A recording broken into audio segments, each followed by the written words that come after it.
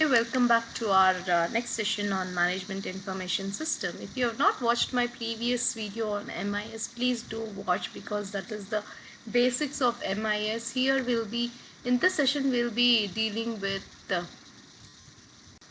much more functional aspects of MIS and how it helps in decision making and stuff. So moving upon to the next slide. Okay, so this is the functional view of the management information system. As I mentioned earlier, internet is one of the basics necessity for management processing system. Now let us look into transaction processing system. So here the word itself says transaction processing system. So whatever business transactions it can be using internet, everything will be recorded or stored in the database management system. So of valid transaction, it is stored completely, it is stored whether it is internal data or whether it is external data, and all these data will be again stored in the functional management information system. Like all the financial data will be stored in financial management system, the accounting or the purchase or whatever expenses or incomes will be stored in accounting management information system. The marketing aspects like sales, purchases, raw materials and other things will be stored in management information system. The incentives given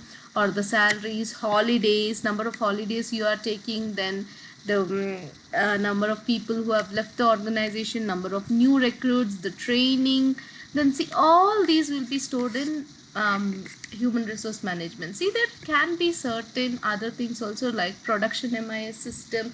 So in this production MIS system we can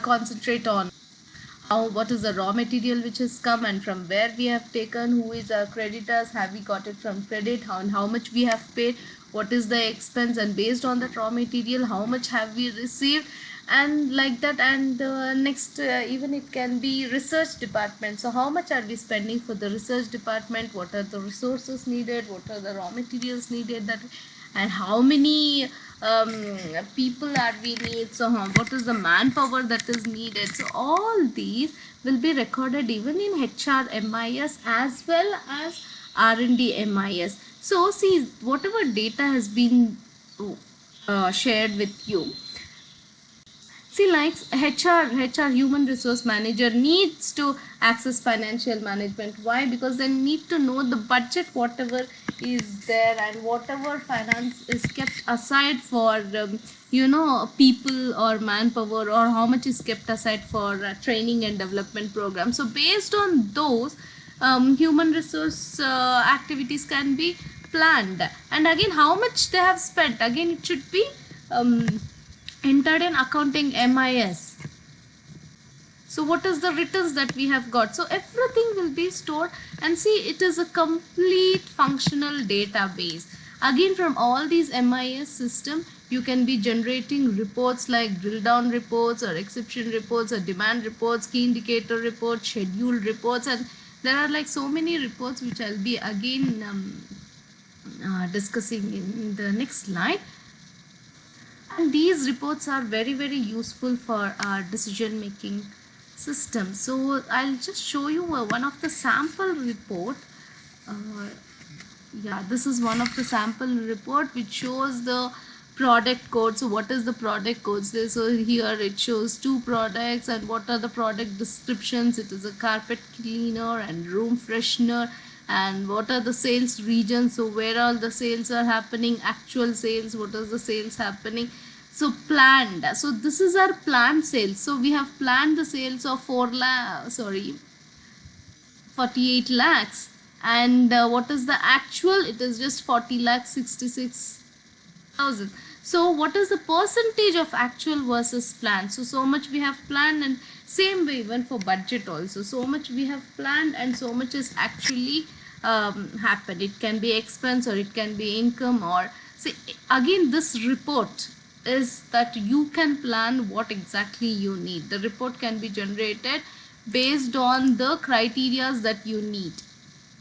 Okay, all these you can define and keep, and the report will be generated. So some of the reports which we can think of getting from MIS system can be like scheduled reports or key indicator reports, demand reports, and exception reports. So this schedule indicator reports are like produced very periodically or on a schedule, or it can be like daily basis, monthly basis, and weekly basis. Especially attendance and all we have to generate on daily basis, and attendance shortage list probably we will generate mostly on a monthly based system. Okay, like now key indicator reports. So what exactly is this key indicator reports? This mostly summarizes the previous day's critical activities. Means if in case, for example, many students are not coming from more than 15 days, 20 days, yes, again that report will be generated, and it is a key indicator report that this one of the particular student is not coming for more than certain days. So there it is a key, it is indicating, it is particularly specifying a person. So same way it happens even for sales. If sales are not happening, so it indicates. If it is fallen down in a particular region, yes, it indicates. Okay, and this demand report. So when you need, okay, based on your request, based on your necessity, you create a demand report. So when you need, okay, a report, when you're asked for a report, when you have to submit for your superiors or seniors, then you try to generate a report which is called as demand report. An exceptional report is automatically produced when a situation is unusual or requires management action. Like now there is shortage of raw materials. Immediately MIS system will pop up saying that there is shortage of raw material and which we can use only for 2 days or 3 days. Again, this can be defined by you whether it has to pop up for 2 days or whether it has to pop up for 3 days. Like how you set an alarm. So it rings an alarm saying that so there is time wherein you'll have to order for some more raw materials, or you'll have to purchase some more raw materials. Or if the demand is changed, or if the external environment is changed, if the laws are changed, and also suddenly it needs an immediate action or the immediate requirement. So this is the management information system development outlook or program design. Or so in MIS the information is recognized as a major resource like capital and time. So if this resource has to be managed well, it calls upon a management plan to plan for it and control it so that the information becomes a vital resource for the system. So the management information system first needs a very good planning. So this system should deal with the management information and not with data processing alone. So it needs to deal with management system. So it should provide support for the management planning, decision making, and action as well. Then it should provide support to changing needs of business management, whether it is corporate strategy or whether it is privacies and ethics and so on.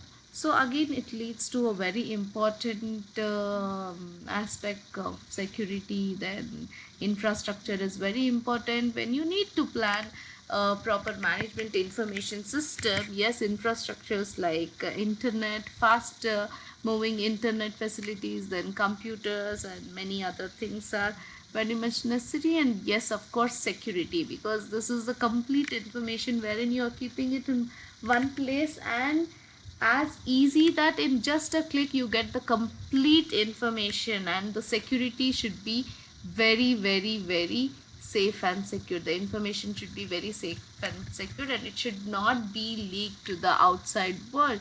So same way, even see you people also will be using ePathshala or ERPs or HRIS and many more such MIS system or TPS, transaction processing system, or many such systems. So they see all the information cannot be viewed by everyone. See, if students can view some lectures, they can't view the marks given by the teachers. They can't see, they can't view by teachers' side of view.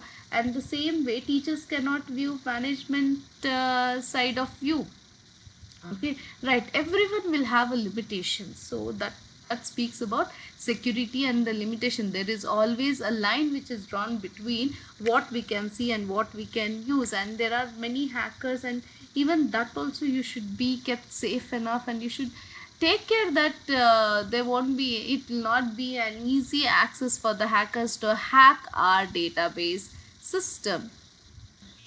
So the MIS system has to be interacting with the complex environment comprising all the subsystems in the overall information system of the organizations too.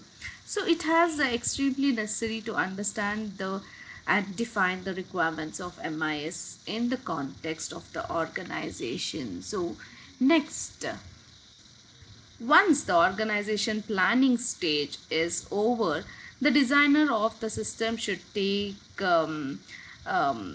strategic decisions for the achievement of MIS goals and objectives. So it should next concentrate on system development. So it can be internal system development, or it can be outsourced as well. So development strategies like an online or real-time batch and such that. So system development strategy designer selects an approach to system development like operational versus functional, or accounting versus analysis, and so on. Resources for the development are like designer has to select resources. So resources can be in-house, or it can be external, or it can be customized, or use of some packages. So it can be internal, that is in developed, or it can be taken from outsourced. So manpower composition should have analysts and programmers. Yes, programmers. So speaking about infrastructure, it should utilize a fast developing IT capabilities in the best possible ways. Then cost and time of installing such advanced IT based system is very high. So there should be a need for frequent and major modifications as well. Then it should take good care of not only the users but the managers also, and even the stakeholders like employees, customers, and suppliers. So their requirements, so all these will have to take place, and which leading to implementation. So the next stage here, you have planned, you have outsourced, then you have, or else you have taken up some internal systems. See, you can club both of them. See, you can, some part you can outsource and some part you can keep it as internal. So however, now the next step is about implementation. So since you have done all the necessary requirements, and all the planning stuff is over, now after implementation, so then later on leading to internal system operations, then outsourced system operations. So however, the infrastructure should be provided, then the security system must be maintained, and here is the a skeleton of MIS development or the framework. So these are some of the pointers when you are designing the MIS system. So to take care of data problems by high level validations, checking and controlling the procedures, then due regards to the communication theory of transmission the information from the source to the destination, then to provide specific attention to quality parameters, then can be such as utility, satisfaction, then error and bias. So this can be by controlling inputs to the MIS on the factors of impartiality, validity, reliability, consistency, and age as well. Then next, it should make a distinction between the different kinds of information for the purpose of communication. So that's what it can be functional or departmental wise. So say an action or decision oriented information should be distinguished from a non-action knowledge and knowledge oriented information. So to recognize some aspects of human capabilities as a decision maker, here capabilities differ from manager to manager, and the designer should successfully deal with them. So again, it is management oriented. So the management can define what exactly he needs and how exactly the reports should be generated and what is the order. Everything can be defined and again redefined. So it should meet the needs of the total organization as well. Yes, recognizing that the information may be misused if it falls into wrong hands. The MIS so the MIS design should have features of filtering, blocking, suppressions, and delayed delivery. Then, so next, let us move on to MIS planning or planning for MIS. See, MIS planning is very important, and this is important even in from exam point of view as well. So the plan for development and its implementation is a basic necessity for MIS. So in MIS, the information is recognized as a major resource like capital and time. If this resource has to be managed well, it calls upon the management to plan for it and control it so that the information becomes vital resource for the system. The management information system needs a very good planning, undoubtedly. So this system should deal with the management information, not with data processing alone. So hence, it should provide support to the changing need of the business management. So a long-range MIS plan provides direction for the development of the system and provides a basis for achieving the specific targets or task against the time frame.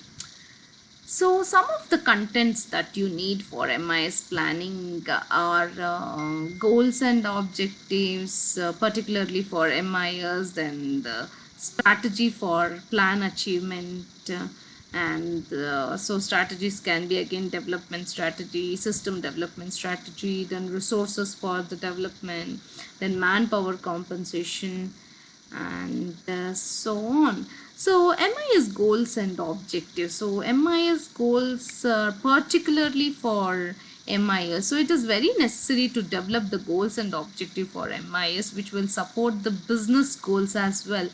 So the MIS goals and objectives will consider management philosophy, then policy constraints, business risks, internal and external environment of the organization and business as well. So the goals of MIS would be so started that they can be measured. Then the typical statements of the goals can be provided online information on the stocks and in the market and so on. So then the designer has to take a number of strategic decisions for the achievement of such goals. So one is of course the development strategy, like an online batch or the real time which is already existing. Then it can be system development strategy, where the designer selects an approach to system development like operational versus functional aspects. Then it can be the resources for development. So the resources the designer has to select the resources that can be in-house, or it should be taken from external, or it should be outsourced and so on. Then the manpower composition, yes, the staff has to be an analyst, and we need a programmer as well. Yes, for MIS we start with a programmer and an analyst, and they need to plan the hardware and software plans as well. So giving due regards to the technical and operational feasibility, the economics of investment has to be worked out. So then they have to plan for procurement of selecting what hardware is required and what softwares are required. So one can take a phased approach of investing, starting from the lower configuration of hardware, then later on going to the higher as development takes place. So the process needs matching the technical decisions with the financial decisions as well. So all these departments work hand in hand. So if you have very good finance, if yes, financially we are strong enough, yes, we'll always go for an high end. Otherwise, you always start with the basics. then we can leave. So hence MIS planning is very important. It should be. So this makes the MIS system very cost effective. So next let us look upon one of the very important topics, which is system development methodologies. So here the system development life cycle refers to the processing of planning, creating, testing and developing an information system. So which is basically called as SDLC, system development life cycle. So let me go upon to the next slide. So this is the system development life cycle. So this is system development life cycle. So here starting, you first start with the project definition. So for what exactly you are, you'll have to define your project for what exactly you are doing it. So here basically we include even planning and the requirement analysis as well. So requirement analysis is the most important and fundamental stage in SDLC. So it is performed by the senior, mostly by the senior members of the team, with inputs from the customer and the sales departments or the market survey and the domain experts in the industry. So this information is then used to plan the basic project approach and to conduct product feasibility study in the economical operations and the technical areas.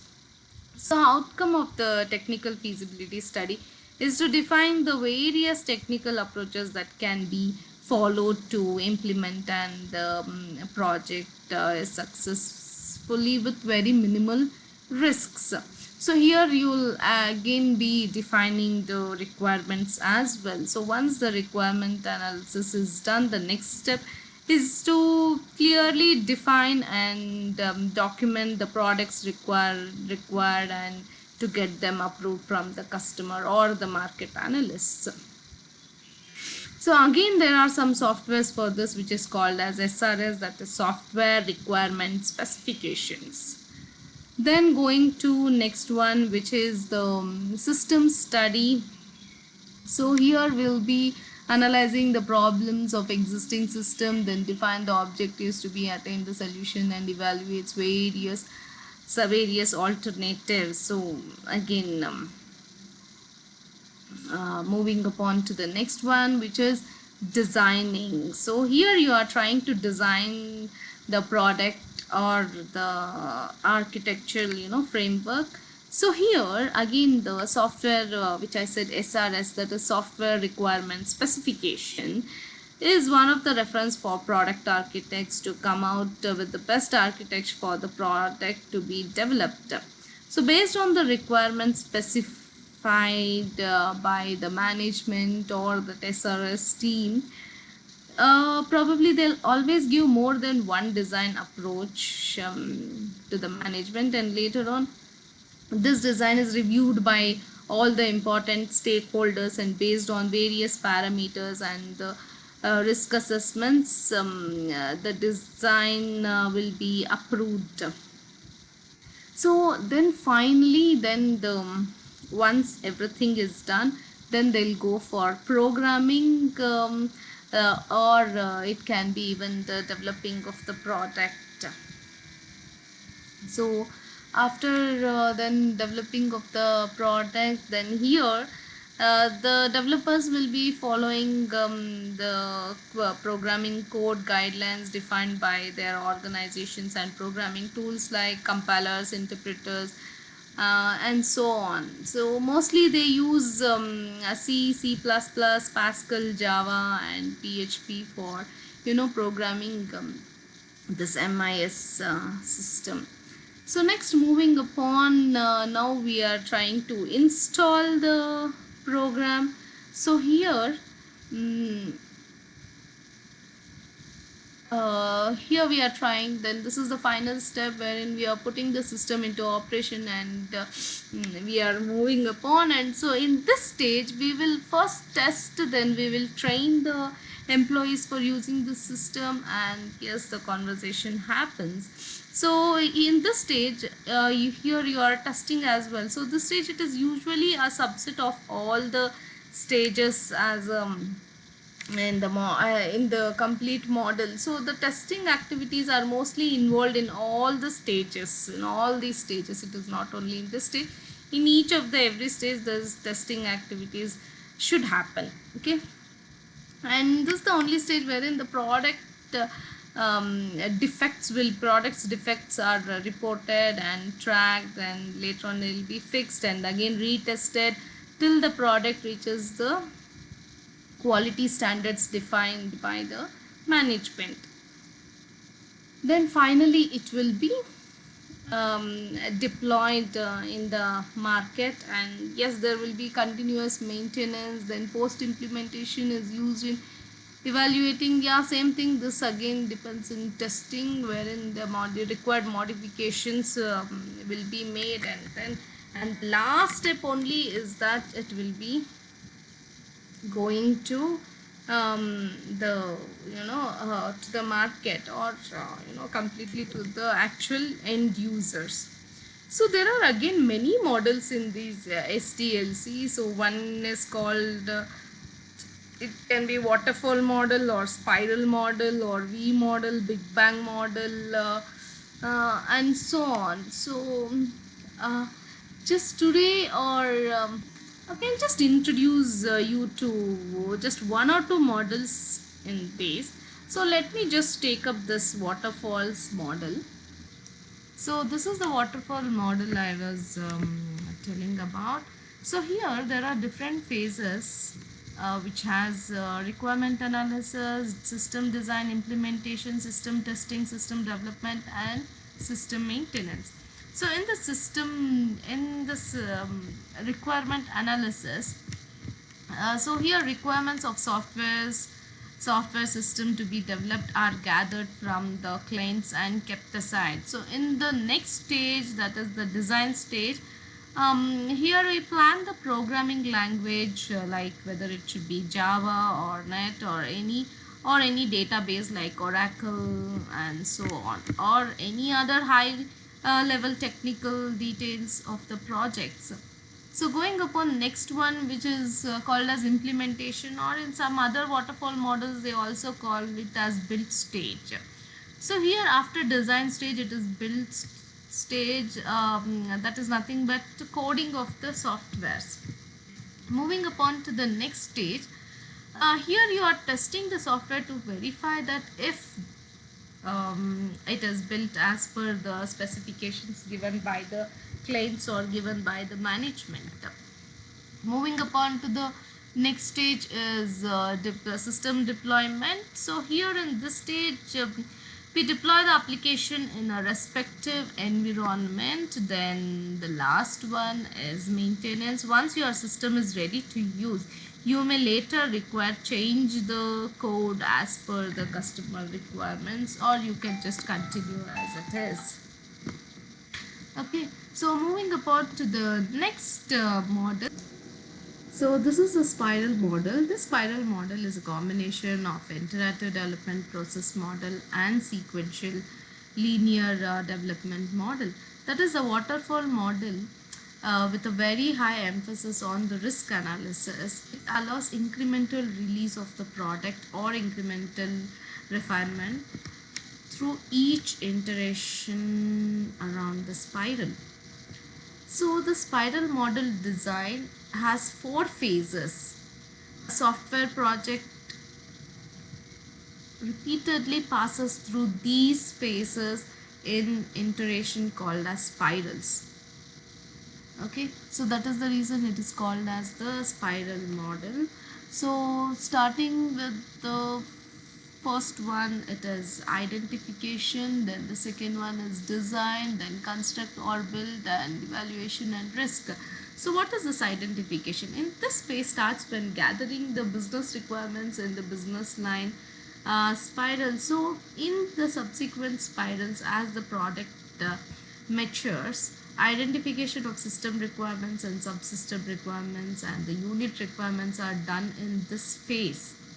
So next, the design phase starts with the conceptual design in the baseline spiral and involves architectural design, then logical design of modules, then physical product design, and so on. Then you'll have to build the system. So in this construct phase, it refers to production of the actual software product of every spiral.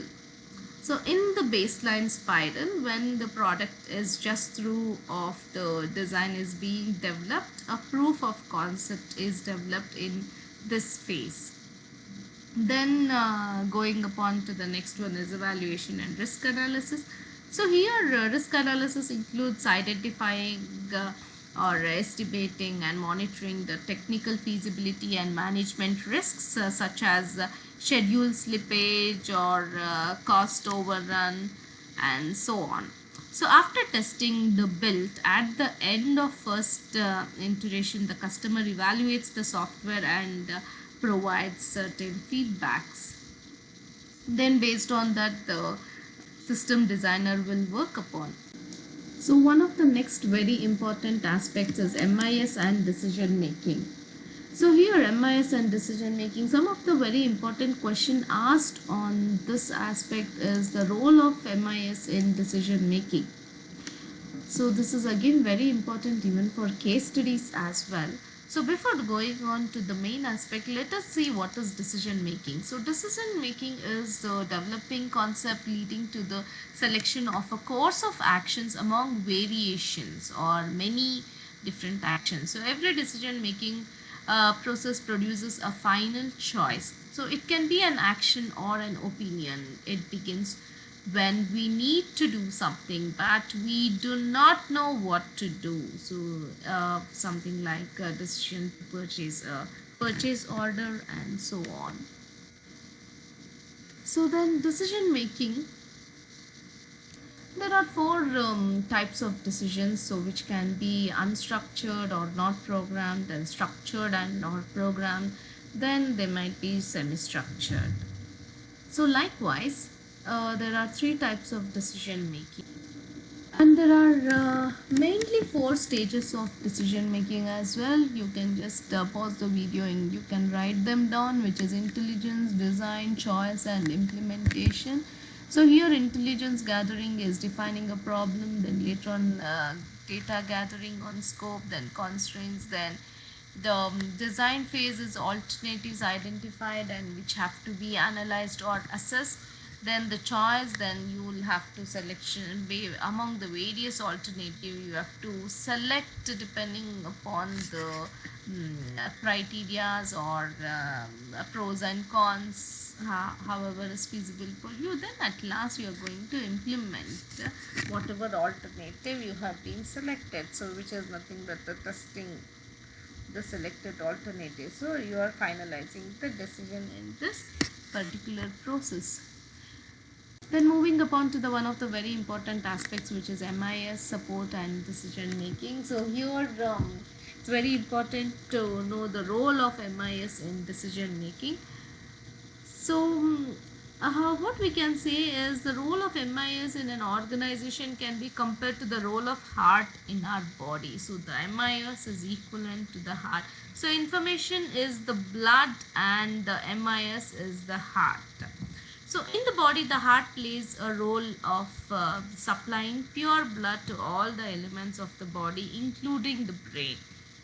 Whereas the heart works faster and supplies more and more blood when needed. So it regulates and controls the incoming impure blood, processed it and sends it to the destination in the quality needed.